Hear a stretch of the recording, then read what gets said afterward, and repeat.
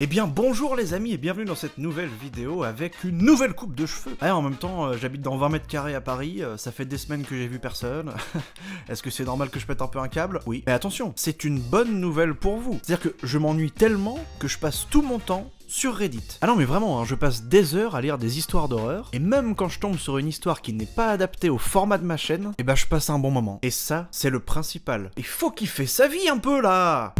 Fume la vie avant qu'elle ne te fume, comme disait un ancien fumeur, certainement. Alors, il y a juste un petit truc qui me saoule un peu dans mes recherches d'histoires d'horreur, c'est quand je passe 10 minutes à lire un récit qui est trop cool, trop stylé, il y a des chutes, des rebondissements, c'est trop bien, mais la fin est claquée. Genre l'histoire elle est trop stylée, et d'un coup, quand en me retournant, j'aperçus alors ce kangourou avec les yeux remplis de sang. Il s'approcha alors de moi et me dit « Tu es le prochain ». Oui bah là non, désolé. Quelque chose me dit que t'en as peut-être un petit peu rajouté dans ton histoire.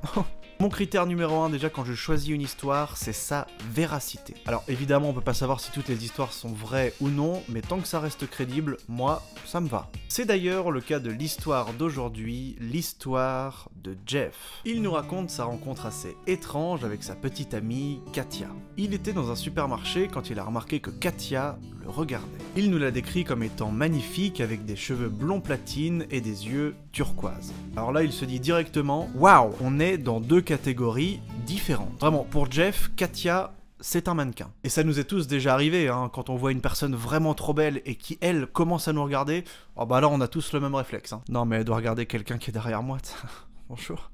Sauf que la Katia regarde à nouveau Jeff en souriant. Et vous savez ce qu'on dit, hein, un eye contact, hasard, deux eye contact, pas de hasard. Personne ne dit ça, je viens de l'inventer. Jeff nous raconte alors que lorsque tout ça se passe, il est évidemment en jogging, ses cheveux sont hyper gras, qu'il n'est pas rasé, enfin bref, on est tous déjà sortis en mode pouilleux comme ça au moins une fois dans notre vie. C'est d'ailleurs tout le temps à ce moment-là que tu vas croiser quelqu'un. Ah, la vie est bien faite, hein. Ça fait chier, quoi. Il nous explique qu'il était habillé comme ça parce qu'il avait prévu de se prendre uniquement une petite bouteille de vin et du saucisson pour une soirée Netflix and chill en mode célibataire. Quand tout à coup, Katia s'est mise à regarder des articles dans le rayon juste à côté de lui. Donc là, Jeff, il se dit, s'il doit tenter quelque chose, c'est maintenant. D'autant plus qu'il nous explique que plus il la regarde, plus il la trouve vraiment très belle. On est sur un petit coup de foudre. Et là, c'est elle qui engage la conversation. Ah, j'adore le vin rouge. Ça me rappelle quand je bois du sang. Qu'est-ce qu'elle a dit? Le vin rouge, ça lui rappelle quand elle boit du sang? Mais on est sur la pire phrase d'accroche de tous les threads d'horreur, là, on est d'accord. Donc là, Jeff, un peu gêné, bah, il lui répond Ah ouais, ok, ouais, c'est super ça, le sang. Non mais hyper inquiétante, là, quand même, cette dame, non? Toi, tu veux juste acheter ton saucisson, l'autre, elle te dit qu'elle adore boire du sang. Ah bah non, ça dégage. Jeff nous raconte qu'ils n'ont pas échangé plus que ça, mais qu'elle était drôle, décalée, qu'elle semblait même un peu dangereuse, mais qu'il n'avait jamais été autant attiré par une personne. Katia lui dit alors qu'elle a beaucoup aimé leur discussion, et là, Jeff prend son courage à deux mains et lui demande son numéro de téléphone. Katia accepte alors et rentre son numéro de téléphone dans le portable de Jeff. Il sort du supermarché, arrive dans sa voiture et là il lâche un énorme cri de joie. Il a eu le numéro, putain! Et ça fait plaisir. Il décide donc de lui écrire le soir même en lui envoyant « Hey, quoi de neuf? On s'est vu à Lidl. » C'est moi qui ai rajouté Lidl aussi. Non mais ça me faisait rire, donc... Ok, j'arrête. Aucune réponse de la part de Katia. Il décide donc de l'appeler quelques jours plus tard, mais se rend compte que la ligne n'existe pas. Jeff passe donc les 3 semaines suivantes le plus souvent possible au supermarché où il a rencontré Katia, dans l'espoir de la revoir. Et forcément, il commence à cogiter. Il se dit d'abord qu'elle lui a peut-être donné un faux numéro, mais ça n'avait pas de sens étant donné que c'est elle qui l'avait abordé, et on vient donc à la conclusion qu'elle s'était probablement juste moquée de lui. C'est vrai que c'est une fille magnifique, tous les gars se seraient intéressés à elle, alors pourquoi elle se serait intéressée à Jeff? D'autant plus qu'il était habillé un peu comme un pouilleux. Il abandonne donc et décide de passer à autre chose. Quelques semaines plus tard, Jeff reçoit un SMS d'un numéro inconnu qui dit « Hey, vous êtes... jamais... Je vais appeler... moi... » Oula, ça rentre de soirée ou ça se passe comment là? Parce que... Malgré les virgules et les points chelous de ce message, Jeff comprend rapidement qu'il s'agit de Katia. Il est tellement content qu'elle prenne des nouvelles de lui qu'il ne prend même pas le temps de lui parler du numéro inconnu, ni de son message qui est quand même chelou, et surtout de comment elle avait eu son numéro de téléphone, étant donné qu'il était persuadé de jamais ne lui avoir donné. Ils se sont donc donné rendez-vous dans un parc quelques jours plus tard, et là Jeff nous raconte que tout s'est passé comme dans une comédie romantique. Elle riait à toutes ses imitations, à toutes ses blagues, et elle lui avait même parlé de son passé douloureux avec sa famille. Bref, Jeff tombait complètement amoureux de Katia. Vous avez vu, pour l'instant, tout se passe bien, hein. On est sur une petite vie tranquillou, hein. Ah, vous inquiétez pas, ça va partir en couille très rapidement. Alors que ça faisait 6 mois qu'ils étaient ensemble, tout est devenu très rapidement très étrange. Un jour, Katia s'est rendue chez Jeff en pleurant et a commencé à lui dire qu'il y a quelques années, alors qu'elle venait d'avoir son permis et qu'elle roulait avec son ex, ils ont percuté quelqu'un sur la route et se sont barrés. T'imagines, toi? Ton mec ou ta meuf t'avoue un truc comme ça, mais comment tu réagis?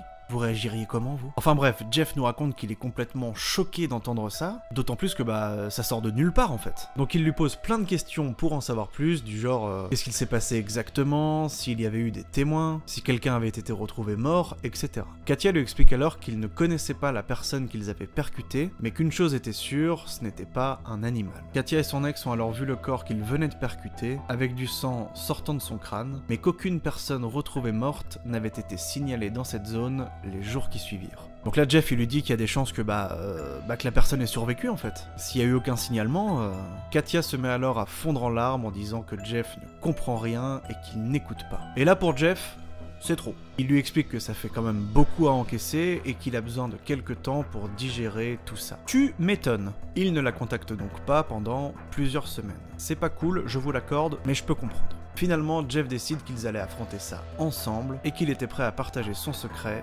avec elle. D'autant plus que Katia lui explique qu'il est le seul à être au courant avant de rajouter que son ex-petite amie emmènera ce secret dans sa tombe lui aussi. Elle fait flipper, il faut le dire.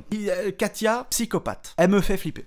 Elle demandera à Jeff par la suite de ne jamais faire de recherche sur ce qu'il s'était passé. Et qu'est-ce qu'il fait, Jeff? Bah oui, il découvre alors que l'ancien petit ami de Katia est décédé. Plein de messages de deuil sont en effet présents sur son compte Facebook. Il aurait été poignardé à mort à son domicile au cours de ce que la police a qualifié de vol par effraction. Après avoir découvert tout ça, il décide de ne pas en parler à Katia et arrive à passer à autre chose avec du temps. Et puis un soir, Katia invite Jeff à manger. Lorsqu'il arrive, Katia est sur le comptoir de la cuisine, en train de couper un steak cru avec un couteau de boucher. Il va alors pour lui faire un petit bisou et là elle se recule, le regarde en lui disant « Je sais que tu as enquêté sur l'accident, je t'avais dit de ne pas le faire, je te faisais confiance. » Katia commence alors à s'énerver de plus en plus tout en continuant de trancher la viande avec son couteau de boucher. Jeff là, il est pas bien, mais il se chauffe quand même et il lui pose une question. Pourquoi tu ne m'as pas dit que ton ex avait été poignardé à mort chez lui? Ouh là là, on est sur une soirée qui démarre très mal.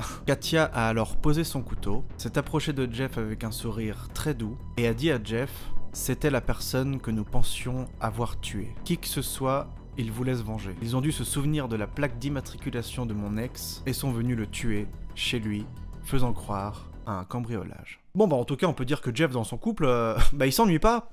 Donc là Jeff lui demande mais pourquoi tu m'en as jamais parlé en fait Ce à quoi Katia lui répond qu'elle avait peur qu'il pense qu'elle soit complètement folle. Et Katia, je tiens à te rassurer, même sans lui dire ça, il y avait quand même quelques indices. Ça me rappelle boire du sang quand je bois du vin rouge. Déjà c'était très chelou Katia, ok? Katia est donc retournée à la cuisine, a repris le couteau en le serrant très fort et s'est mise à trancher la viande. Elle a alors regardé Jeff avec un regard vide en lui disant « Je suis tellement contente que tu sois dans ma vie. » Oh là là, alerte au psychopathe. Jeff lui a alors dit qu'il devait aller aux toilettes. Il s'est alors rafraîchi le visage, s'est regardé dans le miroir en disant qu'il n'aurait pas dû trahir sa promesse et qu'il avait quand même énormément de chance d'être avec Katia. On est sur une relation toxique. Jeff décide donc de continuer sa relation avec Katia, que le passé appartient au passé, et nous indique que ce soir-là, il a mangé sans doute l'un des meilleurs steaks de sa vie. Un mois plus tard, Jeff présente Katia à ses parents. Il nous explique que la rencontre s'est très bien passée, mais que pendant 3-4 jours, il n'a fait que penser à l'accident. Il pense de plus en plus que Katia a tout simplement tué son ex-petite amie et que son histoire d'accident est juste une manière de cacher qu'elle l'a tué. Ah, Jeff, il est parti dans un scénario là. Oh, ah, je l'ai pas vu venir celui-là. Mais crédible. Une fois rentré chez eux, Jeff ne pense qu'à une chose, prendre ses distances avec Katia. Il va donc dans la cuisine et elle se trouve là, à nouveau, au comptoir, en train de couper un steak avec son couteau de boucher. Jeff nous explique qu'elle ne semble pas en colère, mais qu'il a quand même l'impression que sa vie est en danger. Katia lui dit alors qu'elle a adoré voir ses parents, ce à quoi Jeff lui répond « Ouais, moi aussi, grave, c'était chouette », en marchant discrètement vers la porte. Katia lui demande alors en rigolant « Qu'est-ce qu'il y a? T'as peur de moi ou quoi?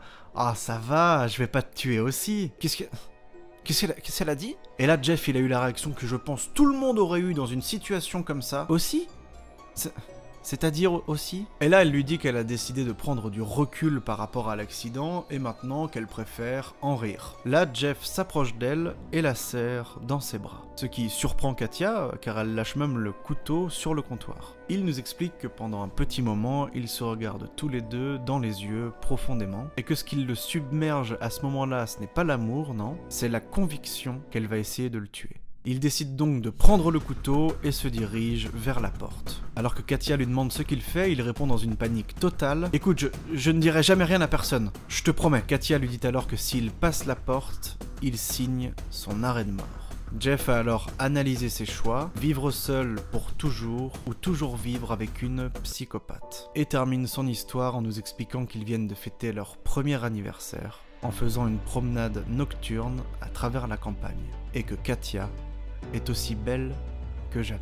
Et voilà, c'est la fin de l'histoire les amis. J'espère que ça vous a plu, d'autant plus que je crois que c'est la première fois qu'on a dans les threads d'horreur une perverse narcissique et meurtrière en plus. C'est pas mal comme combo. Non mais c'est quand même fou ce genre d'histoire, parce qu'on sent vraiment que Jeff est bloqué dans sa relation, et même sans aller dans des extrêmes comme l'histoire que je viens de vous raconter, il y a énormément de personnes qui ne sont pas heureuses dans leur couple, qui limite en souffrent et n'osent pas partir. Parce que trop peur de l'inconnu, trop peur de ne plus plaire, de se retrouver seul en fait. Il y a beaucoup de personnes qui ont très peur de se retrouver seules face à elles-mêmes. J'en parle d'ailleurs dans mon livre « Je vis avec un psychopathe », écrit par mon ex.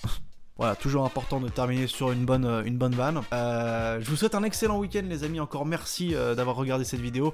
Likez, abonnez-vous si ce n'est pas fait, et je vous dis à la semaine prochaine pour le nouveau thread Horror. Bye.